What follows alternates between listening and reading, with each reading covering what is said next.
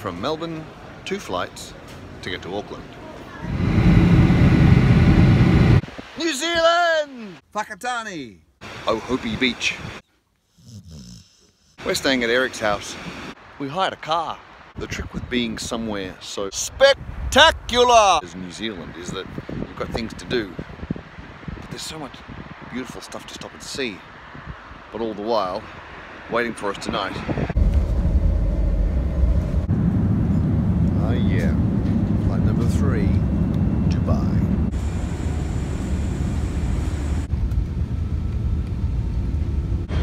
London. We're working out, don't worry. Yeah. France.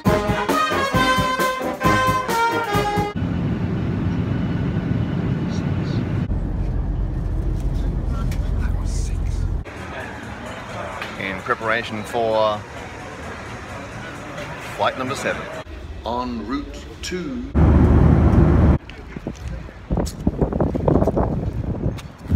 Estonia.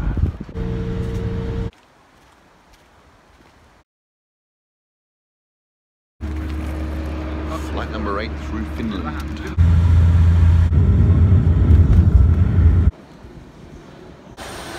Flight number 9. We're in London ever so briefly, ready for flight number 10. Flight 10 to Scotland. Bloody hell.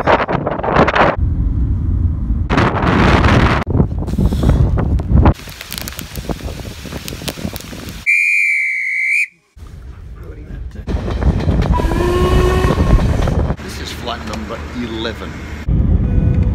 Back in London, and it's tough, believe me. Really tough. Flight number 12. Iceland. Somewhere in there is a car. So some of you may be wondering what it is the hell I'm doing. So in essence, meeting composers from small places. Islands, peninsulas or isolated cities that bring a global business to them without moving themselves to the big cities. Which might be a fair reason to ask. Why would I be in a big city when researching composers from small places? Good question. I think it's important for a composer to move, because the gig isn't always in your street or your town. Like any musician, you go where the gig is. Not all composers live in faraway places. Some of them are in tiny spots, some of them are in big spots, but there is a commonality between the people and the place and the stuff that they make. Sometimes go a really long way to find them, because they're not coming to you. But some of these guys are really hard to find. Sometimes it's not about just where you are, but who you're with. Hello! Sense of being who you are in a place with people in the community making something special. There's always a rub when you have to share that with the rest of the world. But sometimes we can't all be in a cave or take the cave with us wherever we go and play the tunes to the rest of the world and somehow retain that special caveness. Well, do you go to New York and find the coolest cats to play with and then dilute that sound with a city? Eventually, probably, but not always. Maybe you take the very sound and the music, probably not the cave, with you and make that your calling card. Well, that isn't always easy, is it? Hence the struggle between global work and local sound. Local in the most beautiful sense that we can possibly imagine. Not small, not basic. And I must clarify, the beauty doesn't have to mean pretty. Not at all. In fact, it's got more to do with something that is integral and truthful, that's more basically you, because it belongs to a very special place. So is it really an advantage to make a sound from a city, or to be from a city?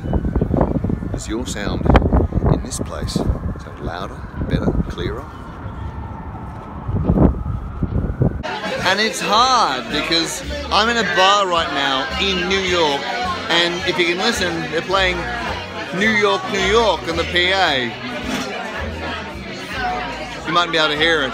But a city that celebrates itself makes a whole different ballgame if you want to be unique in that city. It might be easy to say this is closer to where the industry is funded, but that doesn't relate to your sound, which is the only thing that you have at the end of the day. The extraordinary thing about being unique, though, is that you have to be comfortable with it. You've got to be comfortable standing on your own 2 feet and being solid, being yourself. So what is special to you and to all the people that you work, play and record with? That's the difference. And it's okay to reject that, but if you do, you've got to have a plan to make it move outside. And what is that?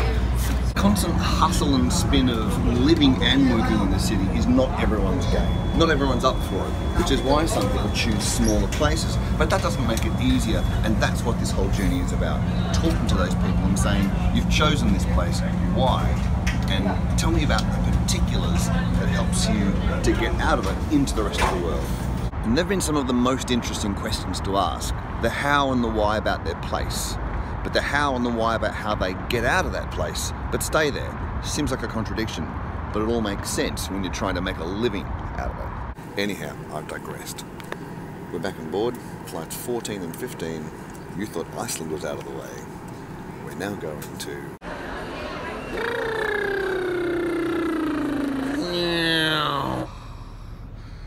Fairbanks, Alaska.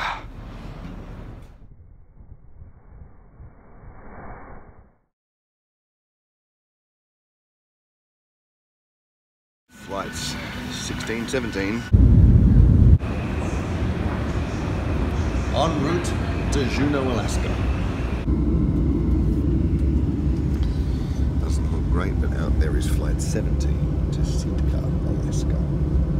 Sitka, Alaska. Flight 18, significantly delayed. Anchorage. Oh. We're not supposed to be here. I think this is flight 20. I have no idea. Anyway, San Francisco.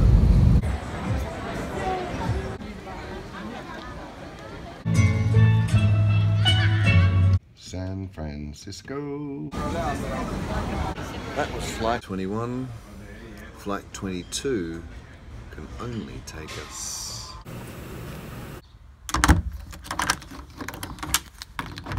Flight 22 and we're home. Huge journey. 22 flights, 8 countries in 6 weeks. You too can also be involved with the Churchill Trust.